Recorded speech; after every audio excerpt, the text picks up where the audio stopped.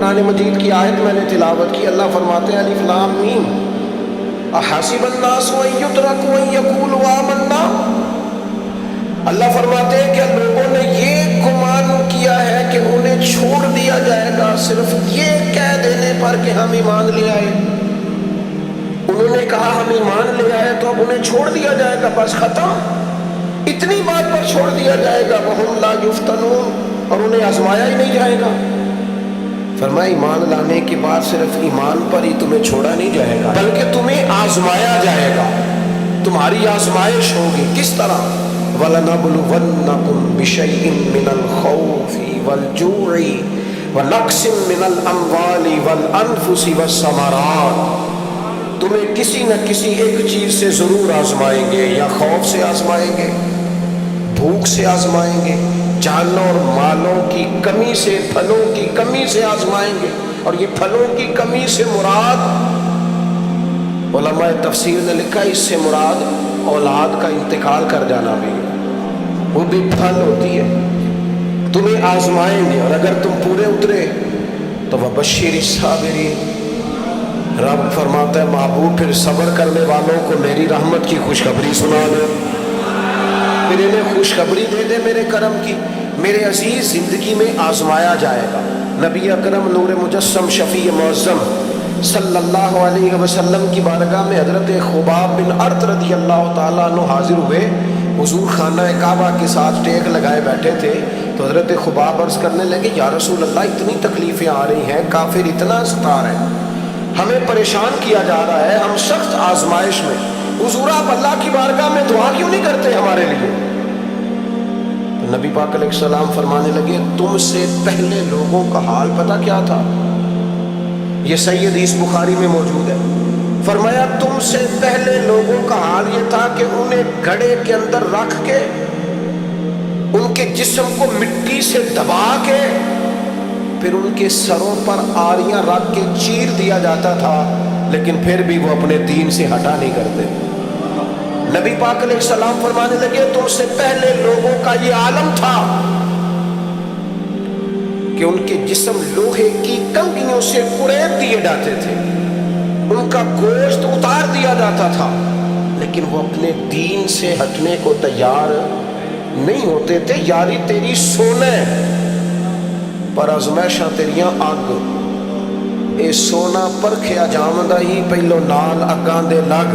اپنی زندگی میں تیار رہیں، ذہنی طور پر آزمائش کے تیار رہیں، مزاج بنائیں۔ جب بندہ پہلے سے تیار ہوتا ہے نا، اس کا خیال ہوتا ہے کہ آزمائش آ گئی تو میں نے صبر کرنا ہے، پہلے سے اس کی تیاری ہوتی ہے، پھر وہ ذرا گھبراتا نہیں، پریشان نہیں۔ ہم تیار نہیں ہیں ذہنی طور پر۔ ہر بندے کو سکھ چاہیے، ہر بندے کو، بلکہ ہمارے ہاں تو لوگ کہتے ہیں مرید ہو رہا ہوں تاکہ میری طرف تکلیف کوئی نہ آئے۔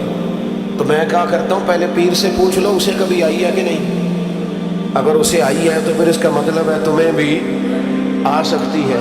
لوگ نماز اس لیے شروع کرتے کہتے ہیں میں 5 نمازیں بھی پڑھتا ہوں، میں صدقات بھی کرتا ہوں، کام میرا پھر نہیں چلتا۔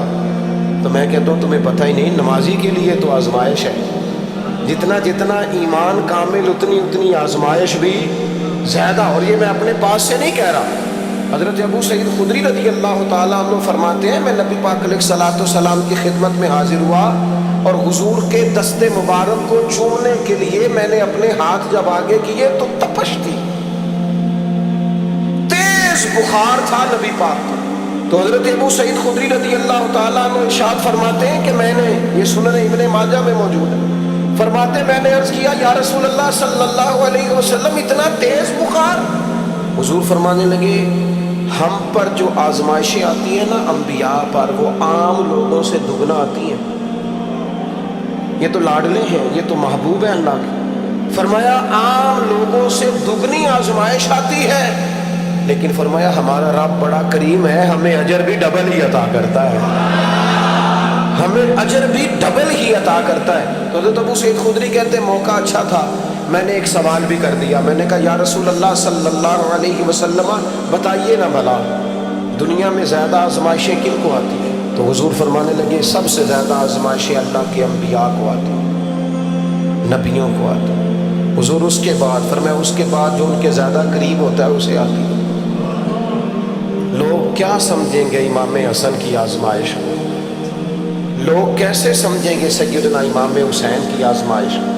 فرمایا جو ان کے زیادہ قریب ہوتا ہے اسے زیادہ آزمائش آتی ہے. تو حضور کے سب سے قریب تو امام حسن ہے نا، امام حسین ہے نا. تو کیا سمجھتا ہے قربت بس نسبت کے اظہار کا نام ہے اور بڑے لطف کے ساتھ زندگی گزارنے کا نام ہے؟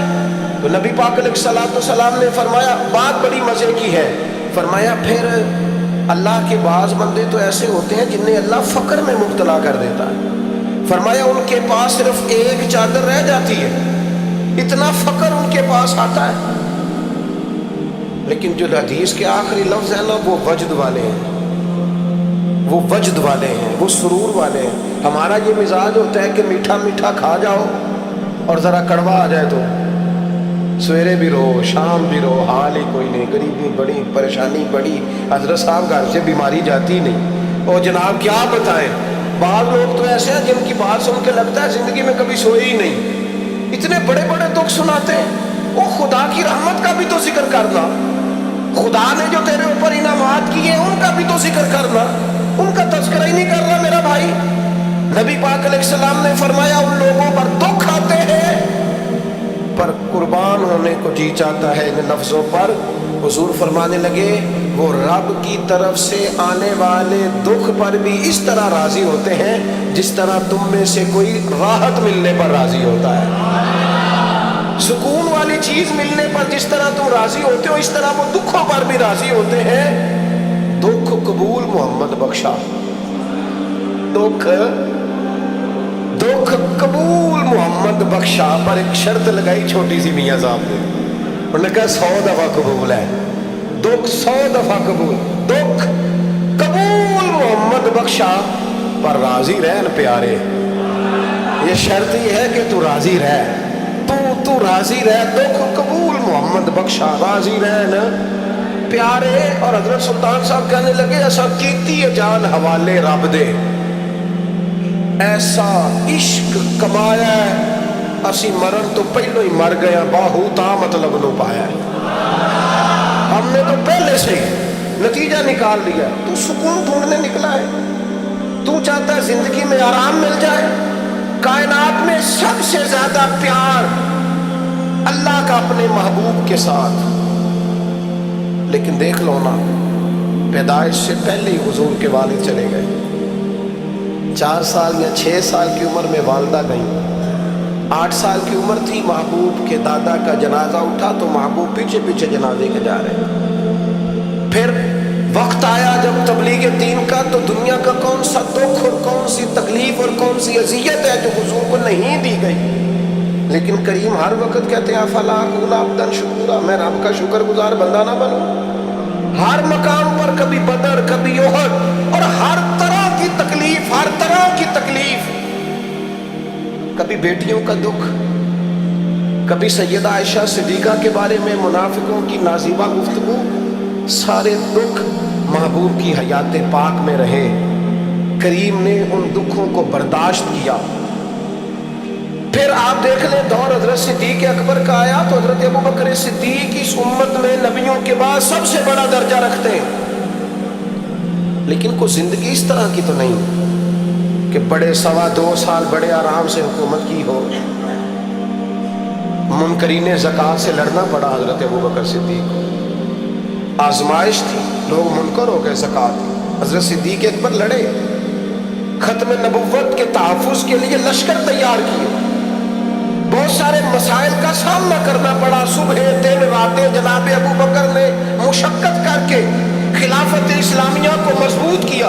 دور حضرت عمر کا آیا. ساری دنیا مدینہ منورہ میں اندر سے دروازے بند کر کے سخت گرمی میں سوتی ہے، اور جناب عثمان غنی کہتے ہیں کہ میں نے فاروق اعظم کو 60 سال کی عمر میں دیکھا کہ مال غنیمت کے 2 اونٹ دوڑ گئے تو عمر بھاگے جا رہے ہیں، ان اونٹوں کو لے کے آ رہے ہیں. اور میں کہتا ہوں جناب آپ آرام کرتے، ساری دنیا سو رہی ہے. فرمایا سویا کرتا تھا کبھی خلیفہ بننے سے پہلے. عمر کسی غلام کو کہہ دیتے، چونکہ پیار تھا نا، یارانہ تھا نا، حضرت عثمان بڑی محبت سے کہتے ہیں امیر المومنین کسی غلام سے کہتے ہیں اگر مال غنیمت کے اونٹ چلے گئے تھے تو لے آتا. تو حضرت عثمان کے کندھے پہ ہاتھ رکھ کے جناب عمر رو پڑے. کہنے لگے یار یہ حضور کے دین کی امانت بڑی ذمہ داری ہے. لے او سجنا اسا توڑ نبھائی اسا جان بھی دتی تیرا تیرے. یہ بڑی ڈیوٹی ہے, یہ بڑی ذمہ داری ہے. میں کیسے غلام کو بھیج دیتا؟ مسلمانوں کا مال ہے, جب ڈیوٹی میری ہے تو کیسے کسی کو بھیجتا؟ یہ آزمائش ہے, یہ دکھ ہے. 22-24 لاکھ مربع میل کے حکمران حضرت عثمان غنی, ان کا دور آ گیا. یعنی وہ شخص جس نے چڑھتی جوانی میں بھی نظریں جھکا کے رکھی ہیں, اور جس شخص نے اپنا سارا مال دین پر قربان کر دیا, اس کے گھر کا گھیرا تنگ کر لیا گیا. بہت بڑی ذمہ داری حضرت عثمان پر آئی, بڑی. اور جناب عثمان غنی کا حال یہ ہے کہ 40 دن گزر گئے. جس شخص کے اپنے ذاتی مصارف لاکھوں کروڑوں میں لوگوں پر خرچ ہوتے ہیں, 40 دن سے اس نے کھانا نہیں کھایا. اسے ڈھب اور سلیقے سے روٹی پانی نہیں ملا, گھر میں قید ہے. لوگوں نے کہا عثمان ہمیں اجازت دے دیں ہم لڑیں. کہنے لگے کیسے دے دوں؟ حضور کا مدینہ اور میری وجہ سے خون بہہ جائے, بس میرے اوپر آئی ہے تو میں نبھاؤں گا, یہ ذمہ داری ہے. کہا پھر عثمان خلافت؟ فرمایا یار یہ بھی میری مجبوری ہے. میرے نبی پاک نے فرمایا تھا عثمان اللہ تمہیں قمیض پہنائے گا, لوگ اتارنا چاہیں گے, دیکھنا اتارنا نہ, وہ قمیض نہ اتارنا کیسے چھوڑ دوں؟ حضرت عثمان بھی شہید ہو گئے, جناب عمر بھی شہید ہو گئے. حضرت علی المرتضیٰ شیر خدا, وہ کیا 9-10 سال کی عمر سے حضور کے ساتھ چلے, ہر غزوے میں, ہر میدان میں, ہر جہاد میں, ہر جگہ آگے آگے. ان لوگوں نے دین سے نفع نہیں لیے. حضرت علی المرتضیٰ شیر خدا تو کوفے کی جامع مسجد کے پاس کھڑے ہو کے کہتے تھے میری کوئی بندہ زیرہ خرید لے. امیر المومنین کہہ رہے ہیں میری طامت زیادہ پھٹ گئی ہے, اب تو پیوند لگنے کی جگہ بھی کوئی نہیں بچی, یہ زیادہ پھٹ گئی ہے. اگر مزید پیوند لگ سکتے ہوتے تو میں زیرہ نہ بیچتا. یہ میری زیرہ کوئی خرید لے, کوئی خرید لے زیرہ. حضرت مولا علی شیر خدا 63 سال کی عمر مبارک, اور جب کوفے میں آپ کو خنجر لگا, زخم لگا, تو لوگ بیٹے کو بلاتے ہیں, آواز دیتے ہیں, لیکن جناب شیر خدا مولا علی مرتضیٰ مشکل کشا العطا حضرت علی المرتضیٰ شیر خدا زیر لب ہلکا سا مسکرائے, ادھر دیکھیے گا, اور مسکرا کے پتہ کیا فرمانے لگے؟ کہنے لگے فزت برب الکعبہ, لو بھائی کعبے کے رب کی قسم علی کامیاب ہو گیا ہے, کامیابی مل گئی. آج بات امام حسن کی آئی, امام حسن کو زہر دیا گیا, انتڑیاں نہ کٹ کٹ کے باہر گر رہی. اس شہزادے کی جس نے حضور کی گود میں عمر گزاری, محبوب کے کندھوں پہ رہنے والے حسن ابن علی, جناب امام حسین حاضر بارگاہ ہوئے تو ہاتھ پکڑ کے بھائی کا چوم کے رو پڑے. بھائی پیارے بھی تو بڑے ہوتے ہیں نا, بڑے پیارے ہوتے ہیں, اور ان لوگوں کا منصب بڑا انوکھا ہے, شدید تکلیف ہے. تو امام حسین کہتے ہیں میرے بھائی حسن بتائیے آپ کو زہر کس نے دیا؟ رو کے پوچھتے ہیں. بھائی کا ماتھا چوم کے امام حسن رو پڑے, کہنے لگے حسین میری مجبوری ہے, میں تمہیں نہیں بتاؤں گا. کہا کیوں؟ فرمانے لگے اس لیے کہ اگر وہ نہیں جس پر مجھے شک ہے تو پھر کسی بے گناہ کا نام کیسے لے دوں, اور اگر وہی ہے نا جس پر مجھے شک ہے تو پھر میں تمہیں نہیں بتاؤں گا. میرا رب بڑا بہتر انتقام لینے والا ہے, پھر بھی نہیں بتاؤں گا. کیا کروں, کیسے بتا دوں مصطفیٰ کا نوازا, میں پردے ڈالنے والی ماں کا بیٹا, میں شیر سے زیادہ جگر رکھنے والے علی کا پتر, میں کیسے بات کر دوں؟ بس زخم پہ زخم کھا کے جی, خونے جگر کے گھونٹ پی, اور سجنا آہ نہ کر لبوں کو سی, یہ عشق ہے کوئی دل لگی نہیں. میرے نبی پاک صلی اللہ تعالیٰ علیہ وآلہ وسلم نے ارشاد فرمایا، اللہ تعالیٰ دین میں جو لوگ سخت ہوتے ہیں نا ان پر مشکلیں بھی سخت ڈالتا ہے۔ یہ حدیث پاک آپ کو مسند امام احمد بن حنبل میں ملے گی، ابن ماجہ ترمذی میں ملے گی۔ فرمایا جتنا کوئی دین میں سخت ہوتا ہے اتنی اس کی مشکلات بھی سخت ہوتی ہیں، اور جتنا کوئی نرم ہوتا ہے اتنی اس کی مشکل بھی تھوڑی ہوتی ہے۔ حسین ابن علی بڑے سخت تھے نا دین میں، جاندار تھے نا دین کے معاملے میں، اللہ نے مشکل ڈالی۔ امام علی مقام کی باری آئی، بڑی منت کی حضرت عبداللہ ابن عمر نے، رو کے کہا حسین نہ جاؤ۔ تو امام حسین رضی اللہ تعالیٰ عنہ نے فرمایا نہیں، اب میری ڈیوٹی لگی ہے تو جانا تو میں نے ہے نا، ذمہ داری تو پوری کرنی ہے۔ امام علی مقام رضی اللہ تعالیٰ عنہ نے اس ساری مشقت کو دیکھا۔ گھر چھوڑنا بڑا مشکل کام ہے، گھر چھوڑنا، جہاں انسان رہا ہوتا ہے نا والدین کے ساتھ، جہاں وقت گزارا ہوتا ہے۔ کبھی بندہ بوڑھا بھی ہو جائے تو خوابیں اپنے پرانے مکان کی آتی ہے، خواب بھی کبھی آئے نا تو وہیں گھومتا انسان اپنے آپ کو پاتا ہے۔ لیکن امام حسین نے کہا کہ بس اب وقت آیا ہے تو اب یہ چھوڑنا ہے۔ ہم نہ قربانی دیے بغیر پاس ہونا چاہتے ہیں، ہم کوئی مشقت سہے بغیر نمبر لینا چاہتے ہیں، ہم کوئی کام کیے بغیر رتبہ پانا چاہتے ہیں۔ ایسا ہوتا نہیں نا، یہ ممکن نہیں۔ آپ تاریخ پڑھیں نا انبیاء کی، حضرت نوح علیہ السلام نے 950 سال محنت کی ہے، اور میں سورہ ہود دیکھتا ہوں تو میں وہ انداز دیکھتا ہوں جس طرح کفر ان سے بات کرتا تھا۔ بڑی جدوجہد کی حضرت نوح نے، لیکن پتہ ہے دکھ اس سے بڑا کیا دیکھا، اپنا بیٹا ہی کافر ہو گیا۔ مالک امتحان ڈالتا ہے تو بڑے بڑے، اور حضرت نوح نے اپنے بیٹے کو ڈوبتے دیکھا، کہا مالک میرا بیٹا، فرمایا نہیں یہ تیرا ہے ہی نہیں، تیرے طریقے پر نہیں تو تیرا کیسے ہوگا؟ کسی کی نسل کہلانے کے لیے تو اس کے عقیدے پر ہونا ضروری ہے، تیرا نہیں۔ حضرت نوح نے مشقت دیکھی، واتخذ اللہ ابراہیم خلیلا، ابراہیم اللہ کے پیارے ہیں نا، لیکن زندگی پوری پڑھ کے دیکھ لو، ساری کی ساری مشقت مصائب سے بھری ہوئی، آزمائشوں سے لدی ہوئی۔ کبھی انہیں قوم آگ میں ڈالتی ہے، اور کبھی 86 سال عمر ہو گئی تو اولاد کوئی نہیں، اور دعا مانگ کے رب بیٹا وہ دیتا ہے جس کی پیشانی میں نور محمدی چمکتا ہے۔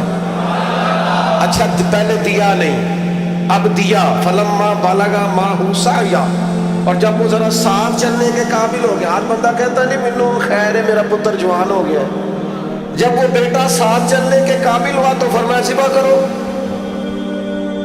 نا ذبح۔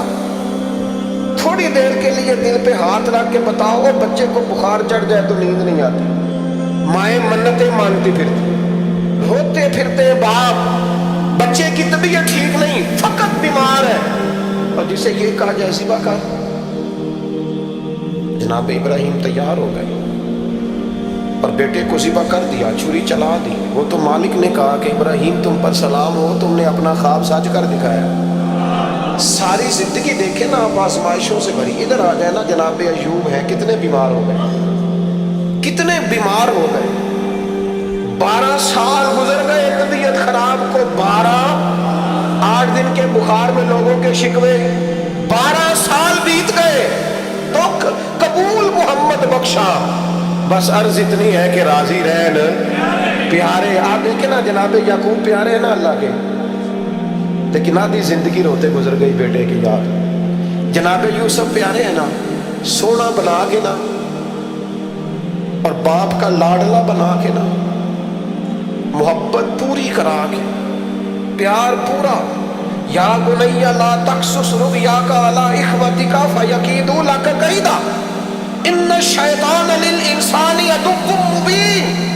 او میرے بیٹے بھائیوں سے بات نہ کرنا ورنہ وہ کچھ چال چلیں گے، شیطان آدمی کا کھلا دشمن ہے۔ اتنا دنیا میں پیارا بچہ اور اس وقت کوئی نہیں تھا جتنے جناب یوسف ہیں، پر یوسف کبھی بھائیوں کی مار کھائے، کبھی کنویں میں جائیں۔ کریم کا کرم ہے نا، کنویں میں پھینکے تو بچا لے، لیکن وہاں سے نکلے تو پھر وہ بکے، پھر کبھی یہاں بکے، کبھی مصر کے بازار میں بکے۔ او یار تو غور تو کر، وہی جناب یوسف اللہ کے پیغمبر پھر جیل جائے، ساری تکلیفیں سہ کے فرمایا لو یوسف اب میں تمہیں مصر کا بادشاہ بناتا ہوں۔ آپ جس کی بھی تاریخ ٹٹول کے لائیں گے نا وہ آزمائشوں والی والا، نہ بولو وَلْنَكُمْ بِشَيْءٍ مِّنَ الْخَوْفِ، ہم ضرور تمہیں آزمائیں گے۔ امام حسین کی باری آئی، وطن چھوڑنا ہے حسین کو۔ امام علی مقام نے کہا کہ ہجرت کی تھی نا، حضور نے بھی وطن چھوڑا تھا۔ دور کھڑے ہیں نانا تیرے کرم کے خزینے کی خیر ہو، میں جا رہا ہوں تیرے مدینے کی خیر ہو۔ پھر حسین ابن علی وہاں سے نکلے، بچے ساتھ، ڈٹنا پڑا، بھوک پیاس، بچوں کا ساتھ، پھر بچوں کی شہادتیں، یہ ساری چیزیں انسان کو کمزور کر دیتی ہیں نا، لیکن جس کی شان بڑی ہوتی ہے اس کی آزمائش بھی بڑی ہوتی ہے۔ چھوٹی چھوٹی باتوں سے گھبرا جانے والی امت، ذرا ذرا سی بات پر پریشان ہو جانے والے لوگ، لڑکھڑاتے قدم، الجھے خیالات، بے چینیاں، بے قراریاں، بہتے آنسو اور ہر وقت مظلومیت کا اظہار کرتی قوم اگر اپنے قدموں پہ کھڑا ہونا چاہتی ہے، امت اگر پھر سے امت سازی چاہتی ہے، امت اگر کھڑے ہو کے اور اللہ کی عطا پر راضی رہ کر اپنی زندگی گزارنا چاہتی ہے، ایک ہی فارمولہ ہے، اس قوم کو امام حسین کی سیرت سے آگاہ کر دو، اس امت کو نبی پاک کے شانوں والے نواسے کی عظمتیں بتا دو۔ یہ جو لوگ سہمے سہمے، ڈرے ڈرے سے، پریشان سے، کمزور سے، غریبی کی بات کرتے، دیہاتی ہونے کی بات کرتے، سہمی سہمی باتیں کرتے، انہیں کہو ڈرو نا، وہ دیکھو پردیس میں حسین ابن علی تھوڑی دیر پہلے حضرت علی اکبر کی لاش مبارک اٹھا کے لائے ہیں اور لا کر کے خیمے میں رکھی ہے، لیکن انہیں پتا ہے کل بھی تو جانا ہے نا، انہیں پتا ہے نا کتنے کو سال جینا ہے، بالآخر جانا تو ہے نا۔ جس دھج سے کوئی مقتل میں گیا وہ شان سلامت رہتی ہے، اس جان کی کوئی بات نہیں، یہ جان تو آنی جانی ہے، موت بستر پہ بھی آ جایا کرتی ہے، لیکن جو میدانوں میں ڈٹ کے رہتے ہیں ان کو تاریخ ذرا زندہ رکھا کرتی ہے۔ کمزور زندگی نہ گزارو، ڈری ہوئی زندگی نہ گزارو، اور یہ کبھی نہ کہو ہائے حسین، ہم ہائے حسین والے نہیں، ہم واہ حسین والے ہیں۔ ہمارے بزرگوں نے ہمیں یہ سبق دیا ہے، ہم نے کہنا واہ حسین، کیا کمال کر دی امام علی مقام نے، واہ حسین آپ کی عظمت پہ قربان۔ اتنے سارے دکھوں کے باوجود جب شانوں والے نانا کا شانوں والا پوتا، عظمتوں والی ماں کا عظمتوں والا بیٹا، جرت مند باپ کا بیٹا میدان میں نکلنے لگا ہے تو ڈرا ڈرا، سہما سہما، رو کے، دلاسے دے کے، آنسو پوچھ کے نہیں، بلکہ امام حسین نے ڈٹ کے کھڑے ہو کے وہ امامہ سر پہ باندھا جو محمد عربی نے عطا فرمایا تھا، وہ جبہ پہنا جو نانا نے دیا تھا، وہ تلوار پکڑی جو شیر خدا مولا علی پکڑتے تھے، اور حسین میتوں کے باوجود میدان میں آئے، فرمایا سامنے کھڑے ہو جاؤ، تمہیں خطبہ دینا ہے، اس لیے کہ محمد عربی کا طریقہ ہے جمعے والے دن خطبہ دیا جاتا ہے۔ پورے وثوق سے اتمام حجت کیا، اور حسین ابن علی ایسے تو نہیں تھے کہ ڈرے بڑا تھے تو ان سے تلوار نہیں چلی، انہوں نے تلوار چلائی، جو ایک ایک دو دو کر کے آتے رہے وہ کٹتے رہے، وہ کٹتے رہے، پھر آواز ایک گونجی پیچھے سے، وہ اکیلے اکیلے کیوں جاتے ہو، تمہیں پتہ ہے علی کا بیٹا ہے، علی کا گھر تو وہ گھر ہے کہ جس گھر کا ہر ایک بچہ جسے دیکھو وہی شیر خدا، معلوم ہوتا ہے، اکیلے اکیلے جاؤ گے تو تم چہرے کی روشنی نہیں دیکھ رہے، آنکھوں کی سرخی نہیں دیکھ رہے، مزاج کا ولولہ نہیں دیکھ رہے، طبیعت کا پاک پن نہیں دیکھ رہے، اور جوانی میں شہادت کی لذت سے آشنا محمد کا نواسا نہیں دیکھ رہے، ذرا مل کے جاؤ، ہاں ہاں حسین ابن علی شہید ہوئے ہیں پر شان و شوکت کے ساتھ، ہاں ہاں حسین ابن علی دنیا سے تشریف لے گئے ہیں پر عزت، وقار اور عظمت کے ساتھ، ہاں حسین ابن علی کا سر کٹا ہے، مخالف نے تو اپنی طرف سے نیزے کی نوک پہ چڑھایا تھا، پر حسین کا سر بول بول کے کہہ رہا تھا دیکھ لو میں کٹ بھی گیا ہوں پھر بھی سب سے اونچا ہوں، وہ دیکھو میں سب سے اونچا ہوں۔